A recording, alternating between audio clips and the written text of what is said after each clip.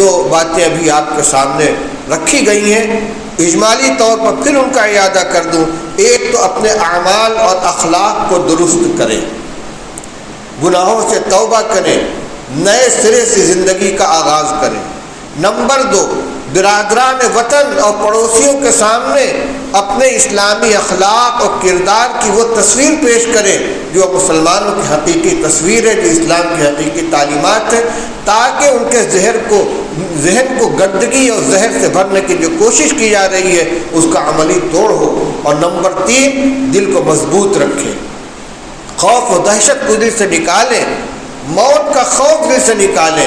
مرنا برحق ہے، اپنے وقت پر موت آئے گی اور صرف ایک مرتبہ آئے گی، کوئی موت کو روک نہیں سکتا، لیکن موت کے ڈر سے ہمیشہ ہم گھر کے اندر اب بیٹھے کانپتے رہیں، یہ بھی طریقہ نہیں ہے۔ حق کے خود حفاظتی شریعت نے اور قانون نے ہم کو دیا ہے۔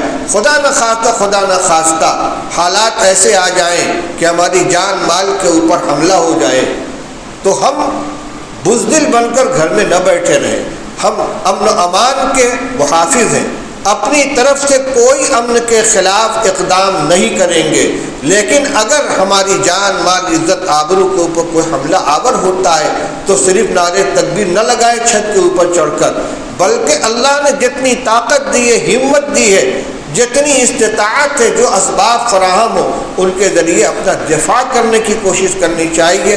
پھر کہوں گا موت آئے تو عزت کے ساتھ آئے، موت آئے گی اپنے وقت کے اوپر آئے گی، لیکن دلوں میں بزدلی بیٹھا کر، کمزوری بیٹھا کر اور اپنے کو دوسروں کے سپرد کر دینا، حوالے کر دینا، یہ ایمان والے کی شان نہیں ہے۔ اللہ تعالی ہم سب کو صحیح سمجھ عطا فرمائے، صحیح عمل کرنے کی توفیق عطا فرمائے۔